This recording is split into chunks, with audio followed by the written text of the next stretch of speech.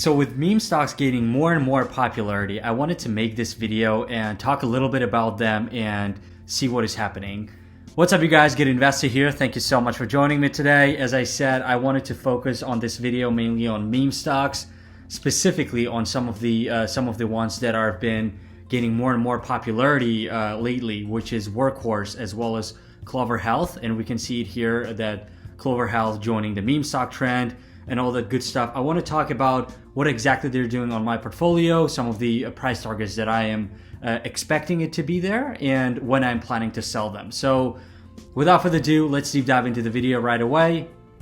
And I wanted to start it right away with Workhorse for a number of reasons, because Workhorse have been doing phenomenally for the past couple of days, and within 1 week we can see that they're up about 70%, which is absolutely crazy, and I am very happy that it is on my portfolio, and we can see that I'm very heavily into their contracts, and about $10,000 of value of me putting the principal in is there. And of course, Workhorse have been in my portfolio for a while, and it's been even before this craziness, and to some extent I actually bought them at the mid-range, somewhere around here, right? Somewhere around here, thinking that after this drop there would be another massive uptrend, but it actually kept dipping, which was a little sad, of course, but I kept holding them knowing that at some point we will have some surge. So we can see that I did recover those positions, and because of today I actually started making some money, which is great. I mean, $4,000 a day, amazing, and I am expecting this number to go up by a little bit, and let me talk a little bit about it. So as I said, this is a funny story, and I am definitely holding it. And today we can see that they are up by about 12%, and after hours by about 5% more. So this is great for the reason that we can see that even that 12% on a stock price actually contributes a lot on the option prices. So we can see that options went up by about 40%, which is crazy. So tomorrow, what I'm expecting is, obviously, we can see that the after hours are up. I am expecting it to go up tomorrow as well. But my personal price target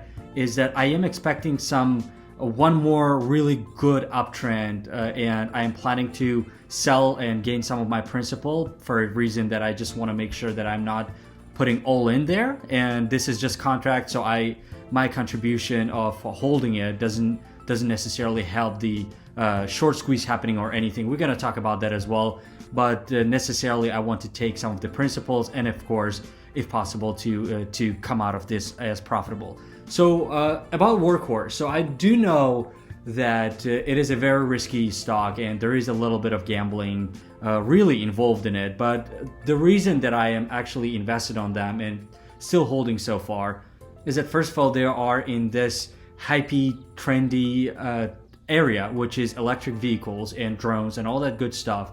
And I know that after the May dip, there was I was always expecting that there would be a little upturn after that, because it's just the way historically was. So I was expecting Workhorse to join that trend, and with electric vehicles being so more and more popular, I thought it would be good investment, considering that they were down by about 30% since their all-time highs, which was crazy. So absolutely phenomenal. And what I wanted to also talk about is, obviously, when I said that I am expecting for another upturn, I am expecting the price to go a little bit outside of $20 threshold, and it would be there what I would be starting to sell some of them.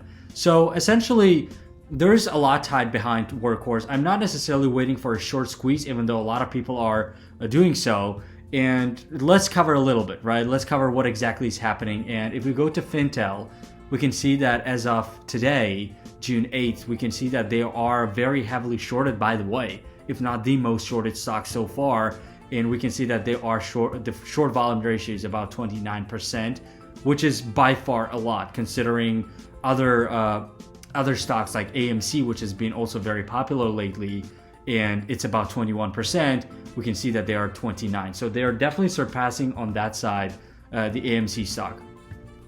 I want to also go down here and sort of, in order for a short squeeze to happen, another thing is not only the short interest volume, but also the borrow fee rate, which is when banks or any other institutions are shorting a stock, they are borrowing. So that borrow fee, the higher it goes, the more likely the short squeeze to happen, because it would be less profitable, or the bank or the institution would lose more money by holding those short positions because of this borrow fee rate, because they need to pay sort of an interest as they are holding. So it would be easier for them to sell them. So that's the time when the short squeeze usually happens.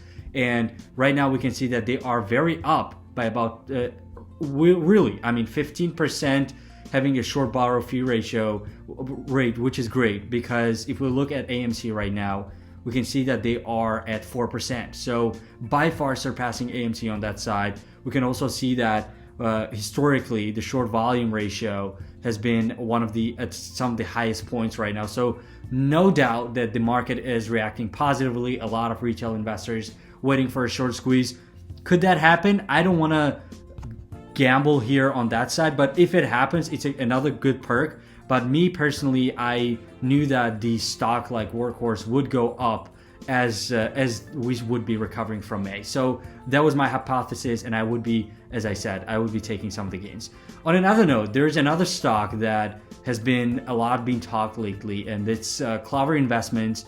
And Clover Health Investment is actually on my portfolio since today, and I started buying them actually today at around $17. And not that I expected it to be this massive, but already here when it was 17, right here, right, it was around 40% increase on pre-market. So this was crazy to me, and something told me that it would go up even higher than that. So I bought some shares, and later on around this time I sort of thought, why not to buy some contracts? So I did buy some contracts. As you can see, the contract value did go down, but no worries, because we can see that after hours they're up by about 8%, which is great. And as it's 8%, the contract value should go up by at least 8% tomorrow if it keeps it this way. So absolutely, it's a very short-term play. And as you can see, I didn't put a lot of money because there is a gambling involved in it. And it's sort of, I would say it's a risk measured, you know, it's a very healthy risk for me, because I know that there's a lot of factors, not only just the due diligence and the fundamentals, but it's also whether you do believe on the thing happening. And I do believe that something like this crazy could happen in tomorrow as well. No doubt the Clover Health Investments would also go up. So why not get some returns on that side when you're really confident? So that's how much I put money, and tomorrow would be the time that I would be selling. And I will also make another video of where exactly I would put that money to. So you can see that on just shares, I am up around $270, which is phenomenal. And I'm down on contracts on about $90. But again, no doubt that tomorrow this number would change on a positive note. So very excited for that. And let me know what you guys think. If you like the videos like this, make sure to subscribe to the channel. More and more to come. Other than that, thank you very much for joining me.